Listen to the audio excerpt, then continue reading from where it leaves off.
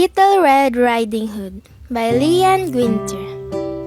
Once upon a time, there was a little girl who lived in a village near the forest.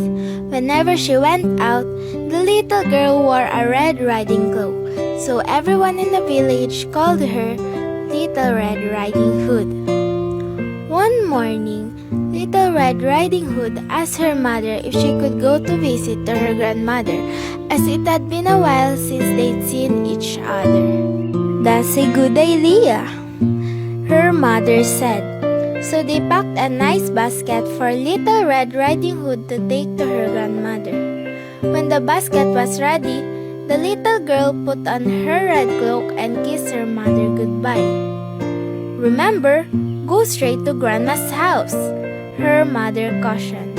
"Don't dawdle along the way, and please, don't talk to strangers. The woods are dangerous." "Don't worry, Mommy," said Little Red Riding Hood. "I'll be careful." But when Little Red Riding Hood noticed some lovely flowers in the woods, she forgot her promise to her mother. She picked a few, watched the butterflies flit for a while, listened to the frogs quacking, and then picked a few more. Little Red Riding Hood was enjoying the warm summer day so much that she didn't notice the dark shadow approaching out the forest behind her. Suddenly, the wolf appeared beside her. "What are you doing out here, little girl?" the wolf asked in a voice as friendly as he could muster. "I'm on my way to see my grandma who lives through the forest near the brook," Little Red Riding Hood replied. Then she realized how late she was and quickly excused herself, rushing down the path to her grandma's house. The wolf, in the meantime, took a shortcut. The wolf, a little out of breath from running, arrived at Grandma's and knocked lightly at the door. "Oh, thank goodness, dear! Come in, come in!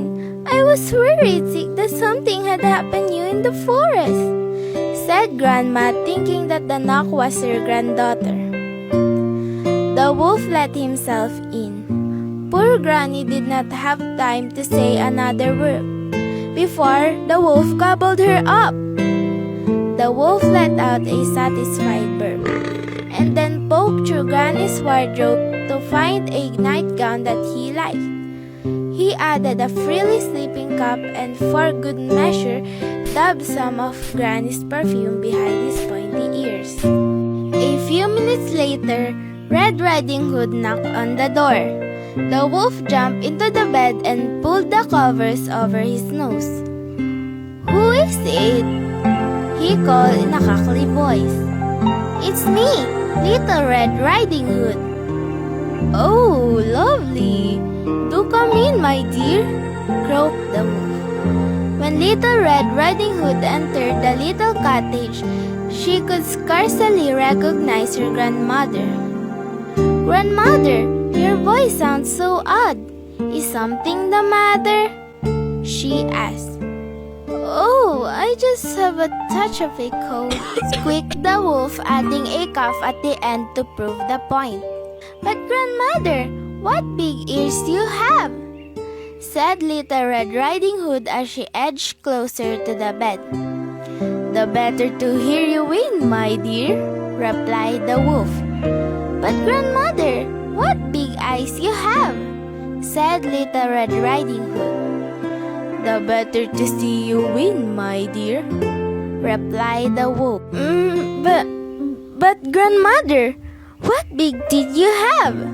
said Little Red Riding Hood, her voice quivering slightly. "The better to eat you win, my dear!" roared the wolf, and he leaped out of the bed and began to chase the little girl. Almost too late, Little Red Riding Hood realized that the person in the bed was not her grandmother, but a hungry wolf. She ran across the room and through the door, shouting, "Help! Wolf!" as loudly as she could. A woodsman who was chopping logs nearby heard her cry and ran towards the cottage as fast as he could.